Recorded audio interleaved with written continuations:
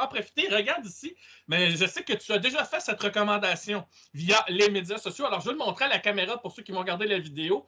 Le football africain de A à Z, c'est un livre qui vient tout juste de sortir et qui a été écrit par Mohamed Bouguera. C'est un peu ma recommandation du temps des fêtes, si vous pouvez mettre la main dessus. Il est maintenant disponible si vous cherchez un peu sur différents sites web de vente.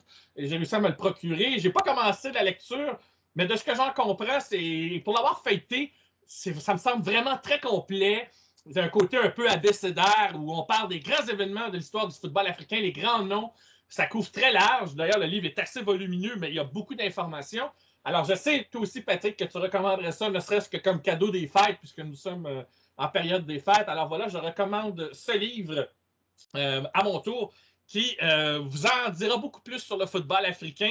Même, je pense, Patrick, tu serais d'accord pour dire, toi qui connais ce domaine comme ta poche, que ce livre t'a quand même appris certaines choses, je crois.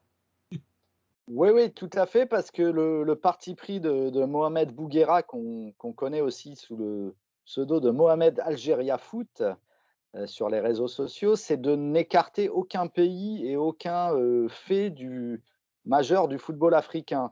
Donc c'est un ouvrage qui n'est pas centré sur les grandes nations, mais qui traite de manière assez égale et j'allais dire démocratique, toutes les parties du continent et tous les footballs. Donc il y a aussi du football féminin, il y a aussi des dirigeants, il n'y a pas uniquement des joueurs, il parle aussi de l'histoire des clubs, donc c'est une vision très, un regard vraiment à 360 degrés sur le foot africain et ce que j'aime bien surtout, c'est qu'on transparaît vraiment son amour de l'Afrique, dans ses lignes, de ce cher Mohamed et c'est très agréable à lire parce qu'il s'interdit pas un petit commentaire vachard quand il parle de Rabat Madjer, bon, il met en valeur la carrière extraordinaire du joueur, qui était Rabat Madjer, qui est un des plus grands joueurs algériens de l'histoire.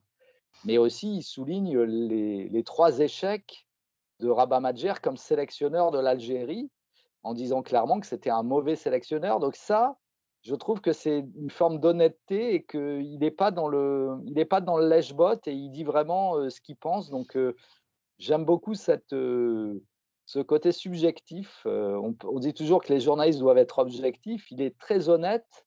C'est le plus important, c'est d'être honnête, mais il dit ce qu'il pense et on ne sera pas toujours d'accord. On va peut-être se dire: «Tiens, il aurait pu parler de tel joueur plutôt que de tel autre», mais il a fait ce bouquin selon ses préférences et ses goûts et avec le souci de traiter, tous les pays et toutes les parties du continent et tous les domaines du football africain. Donc tout ça en fait un ouvrage très sympa à lire et très, enrichissant. Et merci beaucoup encore une fois pour ton résumé du livre, mais j'ai bien hâte de le consulter, de le lire en détail durant ce temps des fêtes, même si j'ai beaucoup de lectures quand même.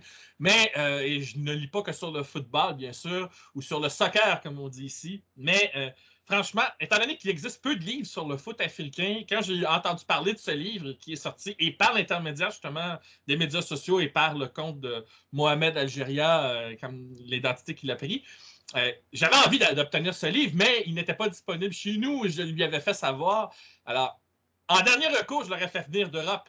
Et finalement, lorsque j'ai su que tu te l'étais procuré, je suis allé retourner vérifier et c'est là que j'ai vu qu'il était disponible. Et j'étais bien content de pouvoir l'acheter et finalement, moi, en fait, je l'ai reçu hier, c'est-à-dire samedi, le 17 décembre. Et ça fait maintenant partie de ma prochaine liste de lecture, là, très, très, très de proximité, voilà, si je vais le dire comme ça. Mais c'est aussi un cadeau de Noël que je me fais et je suis bien content d'avoir mis la main dessus. Je sens que je vais apprendre beaucoup de choses et j'en ai besoin d'ailleurs parce que parfois, on a toujours besoin de parfaire ses connaissances. J'ai une deuxième recommandation et là-dessus, ça va te plaire, Patrick, parce que je sais que tu y as participé et c'est pas parce que moi aussi je joue au Lashbot, là, ça n'a rien à voir.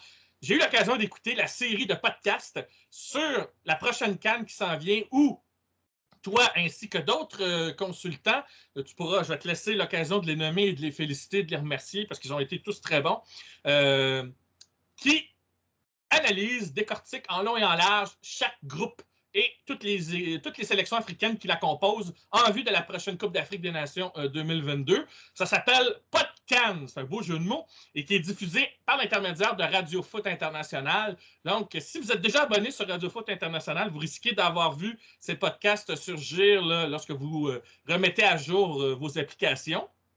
Sinon, je vous conseille de faire une recherche et vous allez trouver facilement ces podcasts.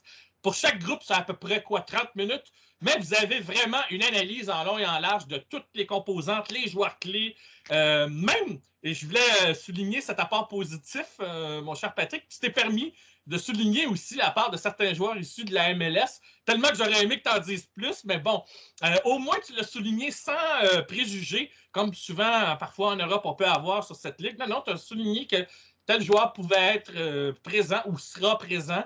Je pense entre autres à Kei Kamara pour le Sierra Leone, mais il n'est plus en MLS, peut-être parce qu'il est trop âgé. C'est dommage parce qu'il avait encore quelques buts pour continuer de franchir un cap comme meilleur buteur africain, mais aussi comme meilleur buteur de l'histoire de la MLS, ce qui n'aurait pas été rien. Il s'approchait même de la 3e place, je crois. Ça a donc été un joueur marquant chez nous. Il y avait aussi, bien sûr, Hany Mukhtar, qui a des bonnes chances d'être élu joueur de l'année en MLS et qui a des racines soudanaises. Et évidemment, ça pourrait être compliqué, mais moi, si j'étais le Soudan, je regarderais de son côté parce que moi, pour l'avoir vu jouer, c'est un joueur assez flamboyant, assez exceptionnel.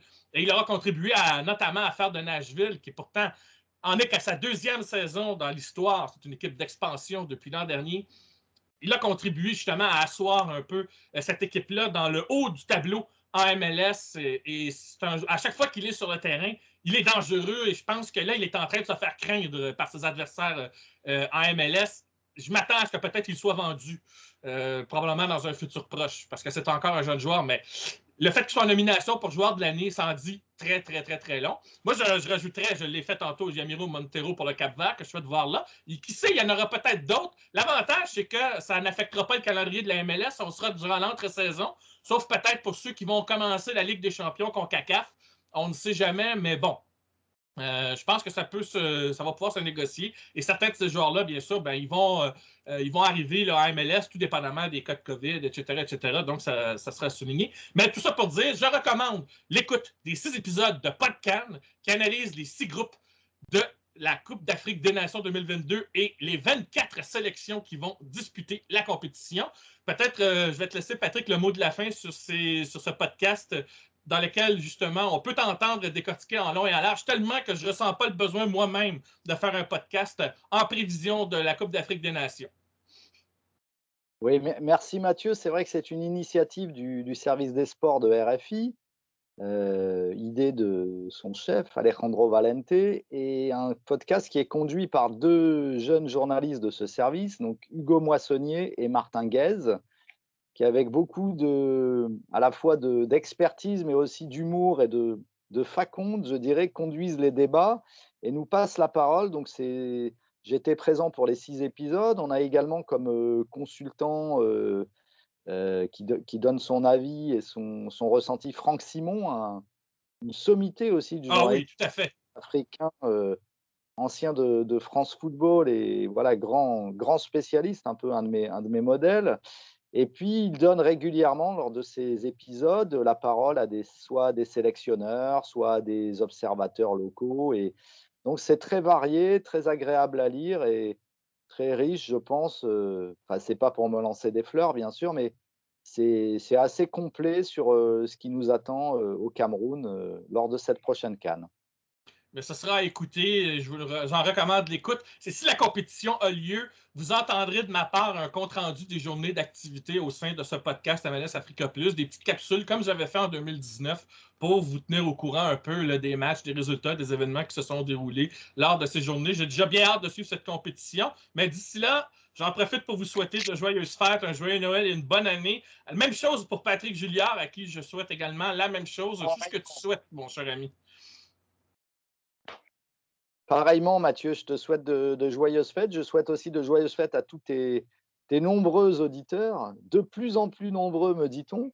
Et voilà, j'espère que ce podcast aura du succès. Je suis contactable sur les réseaux sociaux si quelqu'un a quelque chose à redire ou un élément à ajouter. Oui, mais poliment quand même, poliment.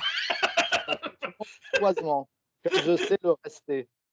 Non, non, on plaisante un petit peu, mais Patrick Julliard, lorsqu'on discute très humainement avec lui, il est tout à fait humainement, là, on peut dialoguer avec lui sans problème et on peut s'enrichir de ses connaissances sur de nombreux sujets. Parce que Patrick, c'est pas juste le foot africain qu'il connaît, je tiens à le dire. Ça fait plusieurs années que lui et moi, on se connaît. On peut découvrir beaucoup de choses avec lui, ne serait-ce qu'autour d'une bonne bière ou dans d'autres circonstances. Voilà, je voulais donner un aspect festif. Parce que, bon, en temps de pandémie, les choses positives manquent. Alors, je voulais terminer sur une note joyeuse. Voilà, vous l'aurez compris. Eh bien, donc, ça sera avec plaisir si la compétition de la Coupe d'Afrique des Nations sera disputée, qu'on se retrouvera au mois de janvier-février prochain.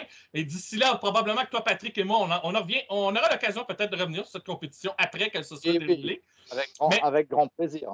ouais, alors donc, ben, d'ici là, on se retrouvera de l'autre côté en 2022 et on se dit donc à très bientôt. Merci beaucoup, pardon, et portez-vous bien.